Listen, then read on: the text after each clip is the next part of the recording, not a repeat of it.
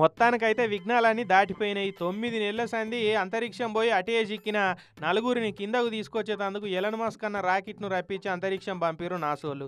ఈ రాకెట్ కూడా ఉత్తగేం పోలే, ఇంకో నలుగురిని మళ్ళా మీదకు తీసుకొని పోయింది.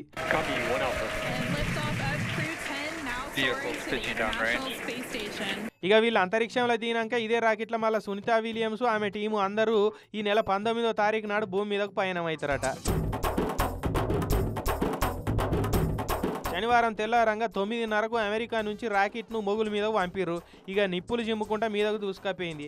అయితే ఈ రాకెట్ను మొన్న 12 తారీఖు నాడే పంపాలే కానీ మళ్ళీ ఏదో రిపేర్కి వచ్చిందని సగపెట్టి నిన్న పంపిర్రు. మళ్ళీ వాళ్ళు కిందకు వస్తే మొగుల మీద ఉన్న ఇంటర్నేషనల్ స్పేస్ సెంటర్ల రాకెట్లకు తిప్పలు కావద్దని మళ్ళా Anne McClain, Nichole Ayers, Takuya Onishi, Kirill Peskov అనే నలుగురిని ఆడికి తోలిర్రు. ఈ రాకెట్ సీదా ఇంటర్నేషనల్ స్పేస్ సెంటర్ పోయి ఆడ డాకింగ్ అవుతుంది. ఇక అన్ని చక్కగా అయితే మళ్ళీ వీళ్ళని తీసుకుపోయిన రాకెట్లనే 19వ తారీఖు నాడు మళ్ళీ వాపస్ బయలుదేరుతారు. అయితే ఈ 9 నెలల్లో 2-3 సార్లు వీళ్ళని కిందకు తీసుకొచ్చేటందుకు షానే దానిలాడిర్రు. కానీ ఏ ప్లాన్ వర్కౌట్ కాలే.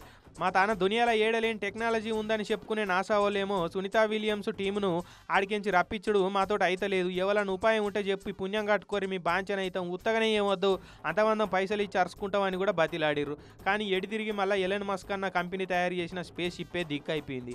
ఇక అంతరిక్ష కేంద్రం పోయి అటే చిక్కిన వాళ్ళను కిందకు తెచ్చుడు ఎంత తిప్పలవుతుందో చూస్తూనే ఉన్నాం కదా. ఇక మన ఎస్ఎల్బీసీ టన్నెలజీకి జీవిడిచిన వాళ్ళను ఎంకులాడి బయటకు తీసుకొచ్చేందుకు కూడా అంతకు మించిన కష్టమవుతున్నది మనోళ్ళకైతే ఇప్పుడు.